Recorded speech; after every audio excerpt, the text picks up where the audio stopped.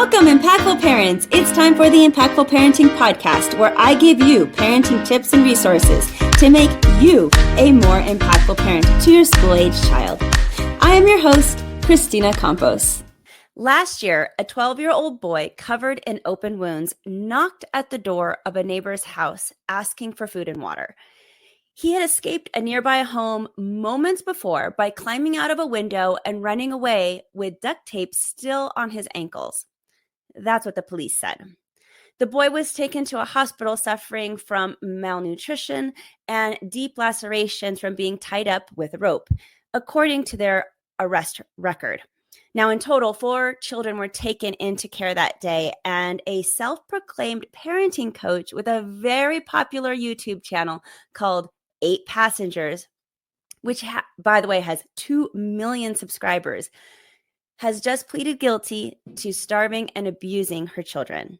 So have you heard of Ruby Franke and her family?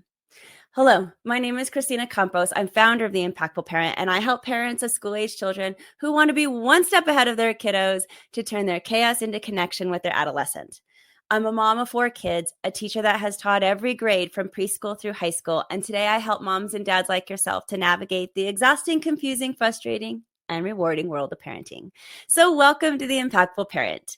And today I have my co-host with me, Rodrigo Bravo. Rodrigo is a co-parenting mediator out of the state of Texas. He is a parenting coach, and most importantly, he is a dad of 2 boys. Rodrigo brings a dad's perspective onto the Impactful Parent stage to give you more expertise and an added perspective in our parenting topics. Thank you for being here, Rodrigo. This is going to be a fun one to talk about.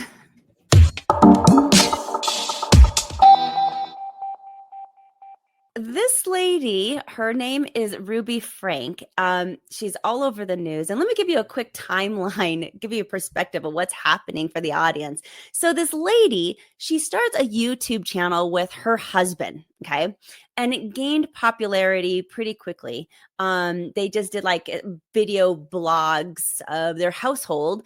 And while she's just taking daily pictures and videos of how they're doing things around house, she's also giving some parenting advice. So now something happened after they got like 2 million subscribers, which, by the way, I'm so jealous of that she has so many subscribers. But they get all this popularity. Something happens between her and her husband, and you could tell that the husband separates himself some way. It doesn't say whether they got a divorce or not, but their videos start to become less frequent on their channel. And the channel actually stopped altogether. And then she started a whole brand new channel in June of 2022. But this new channel, instead of being with her husband, it's still her and her kids, but she's also doing it with this like counselor and business partner that she has acquired between then and now. Then she started an Instagram account with this new person also called Moms of Truth. And it's another Instagram channel that does offering of parenting guidance of different sorts. And then suddenly her son escaped from their home and runs to the neighbor's house, like you heard in the intro. And Ruby is arrested and is now facing at least 4 years in prison for the things that she has admitted to doing with her children. So let's talk about some of her parent techniques that she actually taught on her YouTube channel. Okay, what was this lady teaching? Rodrigo, one of the first stories that you'll find if you Google her is that her 15-year-old son actually lost his bed for pranking his younger brother. And he slept on a beanbag for about 7 months. And the quote goes, "In our house, when we take something away, it is because they have shown that they are not responsible enough to manage it. So we don't just turn around and give it back as soon as they start acting good. The behavior has to be consistent for at least 6 months." End quote. That is what she says in one of her videos as giving parenting advice. Let's start with that. What do you think, Rodrigo? I mean, just think of the time frame, first of all, right? 6 months. to quote unquote learn a lesson. Where's the backing for this? Is there some scientific backing behind that? Is there 6 months when you look at the video and you see the kids? First impression may be, oh, okay, they're great. Looks like they're having fun, but then you see these little signs, and then one of them is that you're just kind of taken aback by the whole 6 months. I mean, he spent 7 months, and then he's sleeping on a beanbag. So imagine the work for this child, going to school, coming from school, not getting enough rest, all these complications that happen because you kind of make up this kind of lesson, as a quote unquote parenting, consultant, as a parenting expert yourself, it's difficult to kind of find the justification for a 6 month long punishment. It stunned me when I heard it. I couldn't believe it was 6 months, and then poor kids on a beanbag. I don't know. What did you think? Have you ever taken anything away from your kids for 6 months? Never for 6 months. That's a long time. I mean, and in kid world, that's like 6 years because time goes so much slower for kids, So Yeah. to me, that's excessive. Now, I'm going to play a little devil's advocate here. I do get that, you want your child to learn the lesson. And I get that there are 2 million people out there, 2 million more people, than who follow me, who agree with this kind of teaching and actually supported her, right? So there's tons of people who are going to say, I don't see anything wrong with this. She obviously had the follower count. But the 6 month, it's not what she said. It's the duration of time that she's basically forcing her kids to prove themselves. And like you said, that poor child, mainly because if you're not getting enough rest, if you are really uncomfortable and you're just not sleeping in that deep realm sleep, not only is that going to be bad for his growth, but that makes it really hard to be good. And I put good in quotation marks if you're listening to the podcast instead of the video, because it's, when you're cranky, how harder is it to be a good person and make right choices and not be, mean to your younger brother, which is exactly where this whole thing started to begin with. So I understand her sentiment, like a sentiment behind it. Like, okay, I get it. Let's make sure they understand the lesson. But I think this is a mistake that too many parents make all too often, is that we think that we need to add on more punishment so that they can really get it and really understand, when really a lot of times natural consequences will do that on their own. And I think we're really just falling back on what we remember our own parents doing to us. And we're just, continuing the cycle instead of stepping back and going, is it really necessary to do this? And for how long? So I don't know. That's kind of my perspective on that one. No, I agree with you. I think it's a kind of an archaic way to think about things. Just, hey, I'm going to take something away. I'm not saying that I don't take things away from my kids. When they were growing up, even now, I'll take some privileges away and this and that. But something as kind of fundamental as a good night's rest, that just seems a little excessive to me. It just seems like, yeah, I'm not going to affect my kids so much that he's going to wake up with a crick neck, or go to school like you said, grumpy. I mean, hell, I get up grumpy and I have a great bed. I could, I can imagine sleeping on a beanbag for 7 months and not really enjoying it. I really, looking at the other videos as well, and I know we're going to go through some other examples, but I felt like this one may have been a little bit more for the shock value, which really kind of just increases the kind of the vileness, if you will, of the channel. Because now you're not doing things because this is how you parent. You're doing things because you have a channel that's doing parenting, and you want to bring something to the fold that's going to be clickbaity, that's going to talk, that's going to, this and that.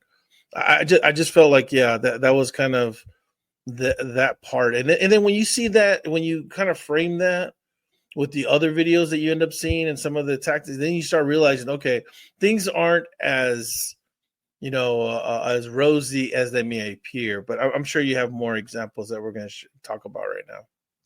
Well, another example is she used to have her children lose privileges to eat dinner depending on, what the situation was. So it was something that she said, like, that you're going to lose dinner privileges, was a quote from a lot of her different videos.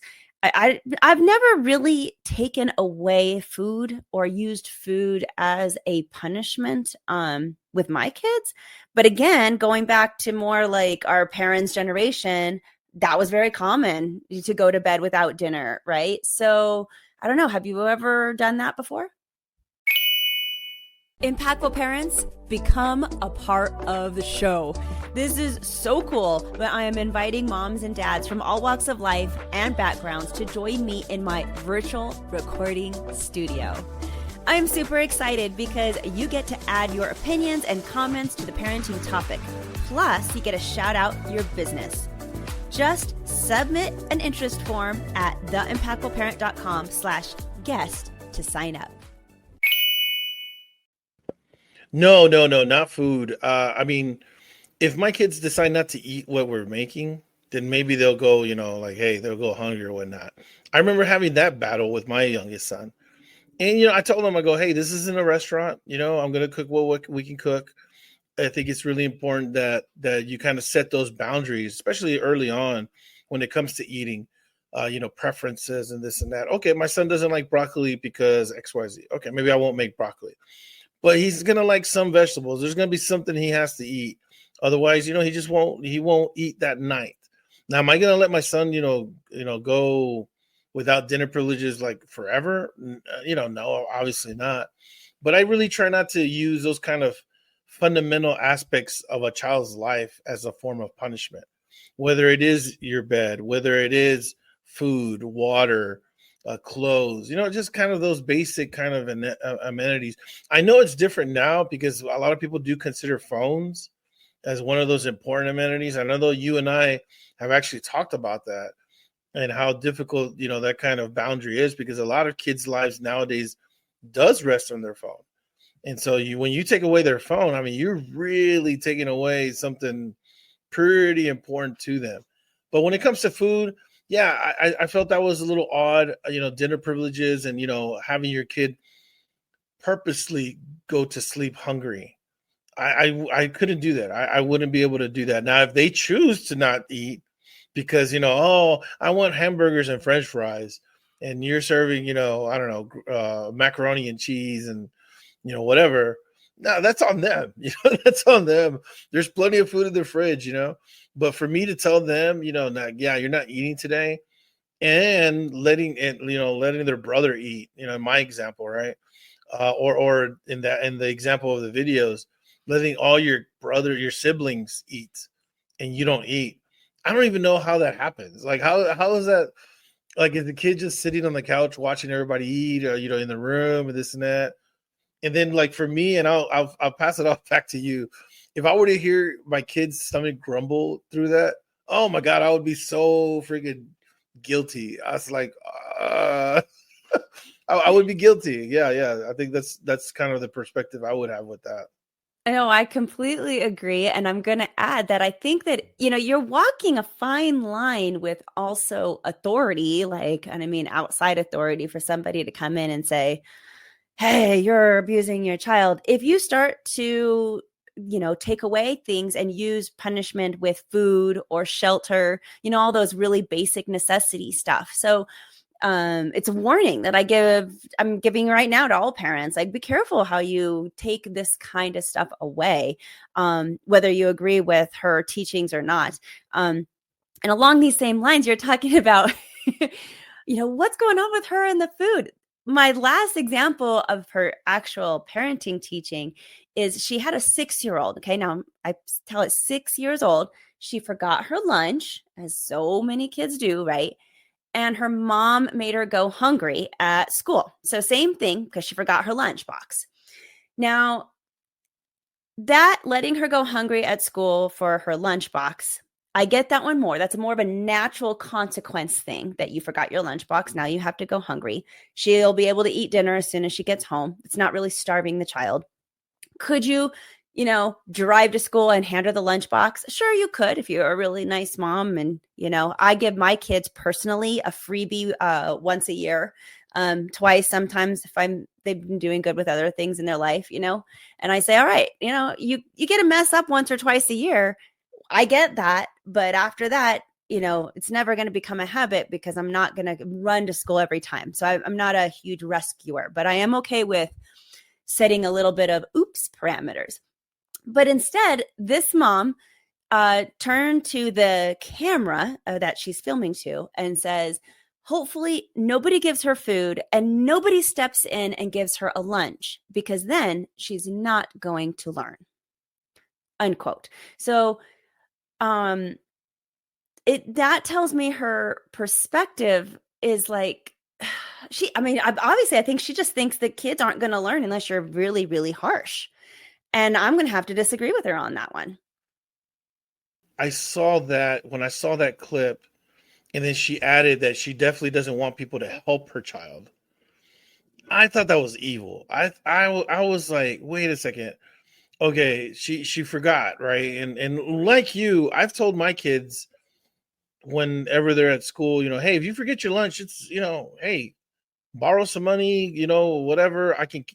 I remember one point my son was at high school, and I sent him some money through Cash App, and so he was able to buy some food there or whatever. Okay, fine.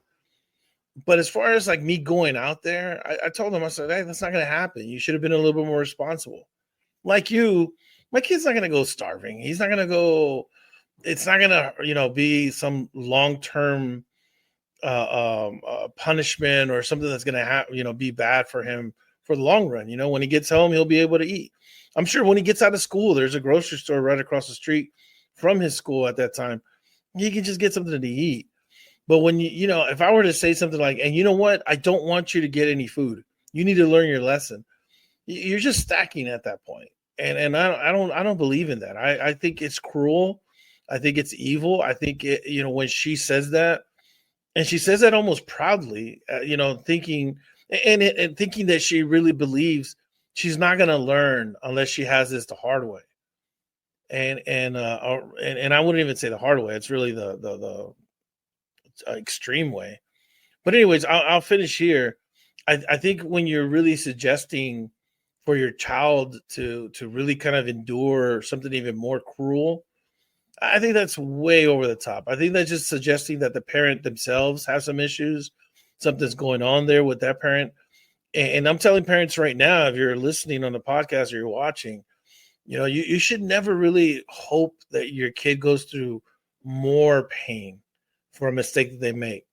The punishment that you give them should be enough. Hey, if they can't eat that lunch, it happens. But to willfully expect others not to be kind to your child and hope that way your child, yeah, I think that's just like cruel. It's not even borderline cruel. It's cruel, and I didn't think it was right at all. However, praise to you, Kristina, because I definitely didn't give any freebies. I every time I pick up my son and drop him off, I say, "You got everything right," and that was it. There was no going back after that. No, I get that too. I am really not like that. But then Rodrigo, why does this lady have so many followers? If this is how we feel, I mean, me and you are both in agreement that a lot of her teaching practices we just don't agree with. Obviously, she was doing even more things at the end when she got caught at the extreme, right? Tying her kids up. There was duct tape. Her kid was starving and literally had to run to the neighbor's house. So it got really bad. It obviously was a progression. Um, but why does this lady have so many followers if even when she was only saying these types of things of no food and withholding and sleep on the bean bag, people liked her? Let's talk about that, Kristina, because when we look at the way a lot of people work, society has a ton of people who feel, hey, I went through it, they should too. Mm-hmm. And we see it in a lot of different facets of society where folks feel, hey, I had some hardships, I persevered, Hey, I did it, why can't you? And Yeah. so with their Those hardships kids, made me a better person. yeah, Yeah. yeah. Hey, that trauma, that's what molded me, that's what made me the person I am. And I consistently tell people, I said, you don't need trauma to grow into a better person. You really don't. You could grow into a good person very well without any trauma. But because of our experiences, because our parents raised us a certain way, and we feel like, hey, I'm fine. Why don't I just do that? That's the first part. A lot of parents and a lot of people just in general right now in society, they want folks to go through the same thing that they went through. The second thing is, these folks, they see themselves, right? They see themselves kind of mirroring these techniques, but it's also because they didn't evolve. And that sounds really cruel. That sounds really, but honestly, we're supposed to be better parents than our parents. We're supposed to evolve from those tactics, those techniques, those strategies.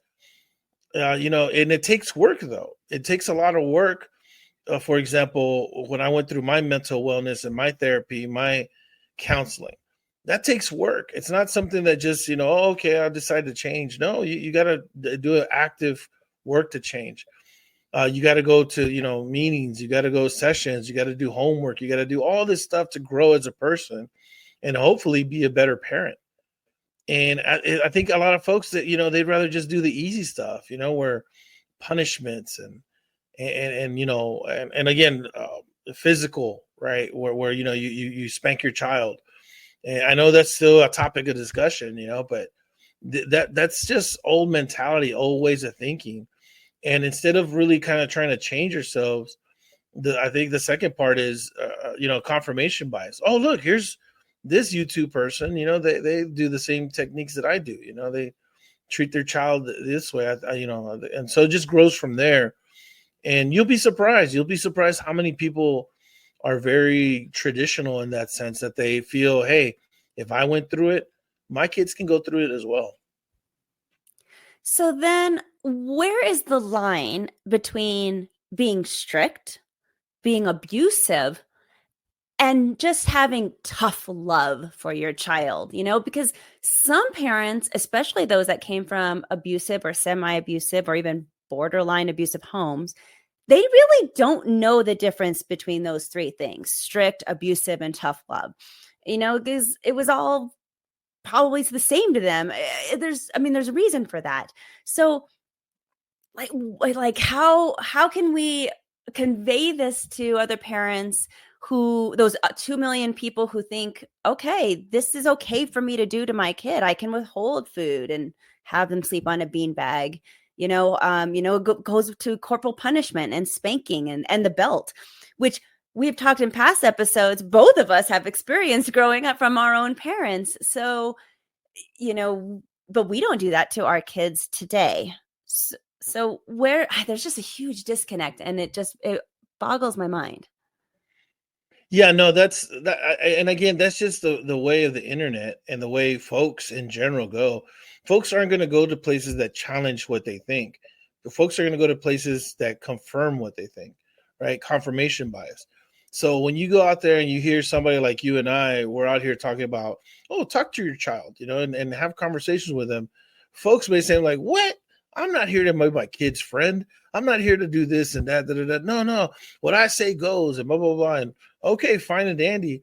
They're not going to listen to folks like ourselves. They're going to find people that confirm what they believe. The tough thing is that you see what these consequences are.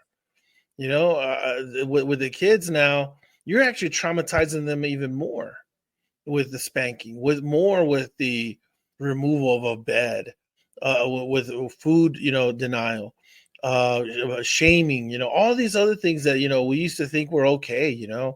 We should really be looking at that and saying, okay, that's traumatic. One of the things that I didn't see this in the video, but that kind of falls in line with what we're talking about right now, was parents, calling their kids fat. Like, está gordito, especially in Latino culture, right? Oh man, so Oh, popular. super Yes. popular, and we don't realize, like, dang, that's super traumatic. Your kid you're young and your body's going through all these changes. You can't control what's going on sometimes. And then you have somebody telling you, hey, you look chubby. I mean, that's just not healthy for a child's mindset. But a lot of us went through it. So are we going to repeat those same mistakes? Are we going to do that to our kid as well? And just say like, hey, look, I came out fine. Why can't, I'm just kidding. I'm just joking, knowing how that made us feel. I'll end with this. A lot of folks also say, well, I went through it. It made me stronger. I get that. I don't agree with that, because at the end of the day, you could have been stronger without it. You don't need trauma to be a stronger person. You actually need, healing. You actually need, a good tactics, good strategies to really focus on what's making you a better person so that you can also be a better parent. So I really hope that when folks see kind of the effects of what's going on with this particular case, how everything was just kind of smoke and mirrors, that folks realize, you know what, there's a lot going on here that doesn't really jive. Maybe I need to go elsewhere to learn some parenting techniques or to help me when I'm raising my kids. Because at the end of the day, the only way we grow is by really being uncomfortable with ourselves. Is there something that I'm possibly doing wrong that I need to fix? And the only way you do that is by confronting it, being uncomfortable with yourself. And hopefully people, when they see that, I hope they do feel uncomfortable. I hope they do feel like, you know what, that's not cool. Wait, why was I okay with that? I really hope that folks see that and realize, you know what, this isn't really the way to go. And I agree that struggle has you grow. I mean, we all agree that. You agree with that too. It's just that I think that we just miss that our kids are already going through their own struggles. Like, because they're not our struggles and what it looked like when we were growing up, we just assume that their struggles don't count. They're not meaningful. So we got to, I don't know. I think maybe these parents, when they do corporal punishment or any other these kind of really more severe punishments of all sorts, they're just thinking, I really got to teach them. They really got to know. It's coming from a place of, I'm trying to parent, but I think they forget that, yeah, just because your child's struggles don't look like yours, they're still struggling in their own ways. Just the internet themselves and dealing with that is its own struggle that really we can't identify with, because we never had phones in our back pockets by the time we were 17 years old. I mean, we just didn't. So I think that's another issue, a part of this whole situation, which makes me think, if every behavior has a reason and a motive, and we teach this all the time with kids, what are they doing? Why are they doing that? There's a reason, there's a motive behind every behavior. It's true with this woman too, with this parenting coach. So what do you think her motives really were? I heard you say popularity, just maybe like shock factor, clickbait type of stuff. My guess is probably control. She just feels like she had to have control over everything in her household. But what are your other thoughts? And what were her motives here? Impactful parent, I want to hear from you. Leave me a voice message at speakpipe.com/theimpactfulparent and become a part of the show. Tell me your first name, your favorite episode, and why you love that episode so much. I want to hear your feedback, and it's easy with SpeakPipe. Go to speakpipe.com/theimpactfulparent, and I can't wait to hear from you. Yeah, I looking at some of the videos, when we were discussing this topic, I went through some other videos. I don't think she did not believe in what she was saying. I think she firmly believed what she was doing was right. I think that she believed in it. She felt it was getting the results that she wanted. I don't think there's any question about that. What I do feel, may have changed was really the popularity, and also her going through that and then getting the influence. Now I'm going a little bit more into the quote unquote chisme side right now. There's like a big old thing about like the new person that came into their lives. You mentioned it earlier that the husband eventually had to, left. And now it comes out that, she was kind of maybe being influenced, and it's a whole mess, right? But at the end, the people are responsible for their actions. And it sounds like for her, from the case and from what everybody was talking about, that she really started kind of moving towards that, towards like, okay, how do I really monetize the channel? It was already monetized. I mean, like you said, she had 2 million followers. Hell, we would love like 2,000 followers. I mean, that would be Yeah, great for us. we love it. You Spread know, the word. but she felt like, hey, I need to monetize this even further. And then that's when she linked up with this other person who, again, apparently, by all accounts, it looks like she changed her entire life, her direction, her housing situation even. So anyways, I feel like that had a big part of it as far as, the decisions that she made and so forth. But I don't want to discount the fact that she truly believed in what she was doing. And there's tons of people out there that also believe in what she was doing. And I'm not even gonna doubt that there's people that saw the entire thing play out and then just say, oh, you know what, that was her, that she messed up. I'm not gonna mess up though, and I'm gonna continue doing what I'm doing with these tactics and strategies and so forth.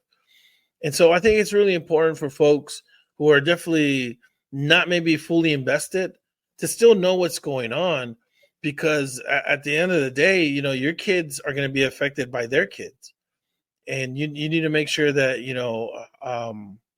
if your kids see something, and I wanted to relate this back to the original kind of reason that I had shared this with you, if kids are saying something, you got to report it. And when that kid went over there, he basically saved his and his siblings' lives, because they were being mistreated, abused, possibly even being used as child labor, cleaning houses and doing this and that. It was crazy. So my original intent was, remember we spoke on the video regarding like, inserting yourself into a situation. When's the correct time and so forth. You may see a kid like that. It's okay to ask. It's okay to see that. But if a kid comes up to you and tells you something, I am so glad that those neighbors paid attention and actually followed through and said, hey, look, there's a kid out here, this and that, because that unraveled everything, and that kid was such a brave kid to go out there and really, say like, hey, something's wrong, because that kid's putting himself in danger, I really felt it really tugged at my heart, because just to imagine the bravery of that kid to go against his mom and really the house and just say like, yeah, this is enough. I'm going to go to a neighbor and go there. So anyways, last point I'll make, again, anytime you see a situation you're not comfortable with, I don't think there's anything wrong with, just kind of questioning it and like, hey, what's going on? Is there some help that blah, blah, blah, blah, and going from there, because as we see right now, you never know what that could lead up to. 2 million subscribers. I'm going to say it again because it just blows But my how long? mind. How long was she doing this for? I don't. I forgot. How long That I don't know the exact timeline either, but it was a few years. And Yeah. at least with her husband, when she was doing the her channel 8 Passengers, but with that many subscribers, they saw her techniques. They saw about the whole beanbag thing and stuff. 2 million people. Nobody. I mean, she wasn't reported that I'm aware of. Everybody just viewed it and took her advice. And it's like, it goes back to, what is the responsibility of viewers when we suspect a child might be in danger based on online content too? I mean, thank goodness for the neighbor, but the neighbor got to see that kid in real life, real person. And there are still so many parents right now. It's very popular, actually, to vlog your home and to have your children on camera, which, again, I don't necessarily agree with. I try to minimize putting my kids out there for safety reasons. But we're not saying anything. 2 million people, and nobody said anything about her practices. It blows my mind, Rodrigo. And you're right. Somebody should have said something, or maybe they did, and then nobody heard those cries. And that happens all the time too. It's so frustrating. Yeah, it is frustrating. But the only thing that we can do, is really just spread the word and make sure that folks understand there's other ways, to parent, that this is not the right. But, and a little side note, when all this went down, and not that I'm wishing, harm or anything like that, but I'm glad this came out though. I do want to say, like, it needs to happen in a very visible sense, that it wasn't just, kind of undercover and then they just, deleted the channel. I'm glad everything got exposed. I'm glad everything got said, because it just shows how intricate this kind of stuff is.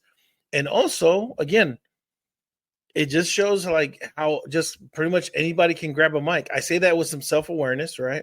Kristina and I are here to help parents with their parenting journeys, but definitely vet who you're looking at, vet who you're talking to, find out, how long they've been doing it. Do they have references, what it is?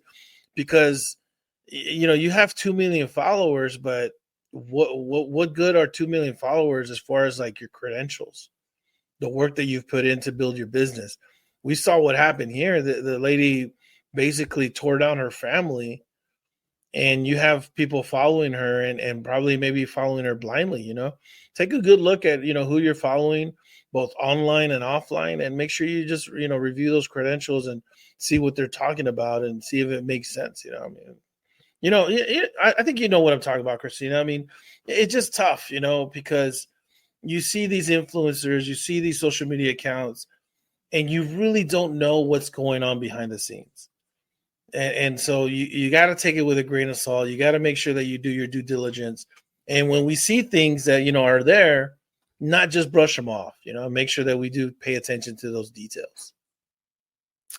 What are some red flags in your mind that people can look out for when they are looking for influencers to help them in any realm? Really, obviously parenting is what we're talking about right now.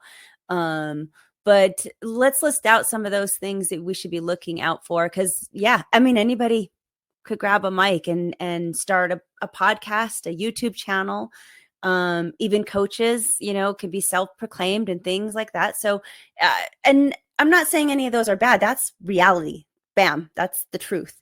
So because of those very low standards, and we can self-proclaim and just grab a mic, what can people look for that says, this is a good person for me, and not fall into that trap of getting influenced by somebody who obviously has either bad intentions or doesn't really know what they're talking about or any of that? No, that's a great question. I would suggest really kind of looking at credentials first. What type of podcast are you looking at? If you're looking at a parenting podcast, what are the credentials? What kind of work do they do? What have they been doing? What's their referrals like? Look, we're talking about social media, right? So maybe you're not going to do all that work or invest all that, right? But when you start liking folks and you start, clicking like and subscribing and so forth, all the algorithm does is now push that to your friends as well. And so you got to make sure that, hey, if I'm going to click to something, if I'm going to, say that I like something, I got to make sure that it's good, that it's legit. And so one of the things I would recommend is that, the second thing that I would say is, hey, what does it look like they're intending to do? There's some channels out there that are very explicit about paid content, ads, things like that, sponsorships and so forth. I actually appreciate that. Be upfront about it. But if you ever feel like maybe you're getting sold something and they don't make it explicit, that's kind of a red flag for me, because I know that, you're really supposed to be very, very intentional and blatant about it, to be honest, about it being a commercial or a paid sponsorship or something like that. If they, say something like, hey, I like this and blah, blah, blah, and they don't reveal they actually got paid to do that, that's a big red flag. When you see these channels, especially in the parenting realm, you'll see a lot of channels that are pushing products that have ads and this and that, are they making it clear that it's an ad? Because if they're not, they may just be there to monetize that channel. And if they're just there to make money, they may not really be there to help you. Now, if they're to help you and they're going to make a little, change on the side, that's different. But what is their original intent? What are they really trying to do? Are they trying to make money, or are they trying to help you? I think that's a big red flag those two big red flags are what I would kind of focus on myself. I don't know if you have any other kind of suggestions you would recommend, Kristina. I will just mention those 2 million followers one more time because I'm so jealous of them. But that for last time, 2 million people, in my opinion, got it wrong. And I think that it's important not to necessarily look at follower count. And I think we do that a lot. I think even I've fallen for that. Oh, this person has tons of followers. They must be good, or they must know what they're talking about. That's not necessarily the case at all. And this lady actually is proof of that in my eyes, that you can't go off follower count all the time. Yeah. And also just as a tip, I would really challenge folks to really go outside their boundaries and listen to podcasts or parenting channels or so forth that maybe don't necessarily reflect what they believe in.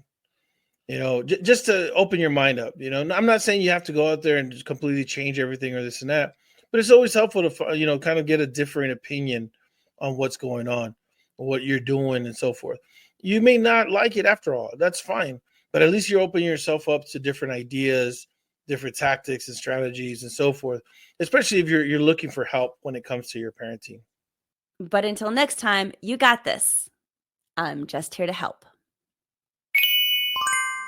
Don't forget that the podcast is just a small part of what the Impactful Parent offers. Start your journey to becoming a more impactful parent by downloading the Impactful Parent app, available on your phone's app store or by going to theimpactfulparent.com. See you on the inside. And if you would like to reach out for Rodrigo Bravo and his co-parenting mediation and coaching services, you can email him at rodrigobravojr@gmail.com. But until next time, you got this. I'm just here to help. Thank you for listening today. Remember to subscribe and share this podcast with a friend. And don't forget, the Impactful Parenting Podcast is an extension of the Impactful Parent community. Go to the Impactful Parent website and download the free Impactful Parent app so you don't miss a parenting tip that can help you and your family. Thanks for listening today. So go to theimpactfulparent.com and see you next episode.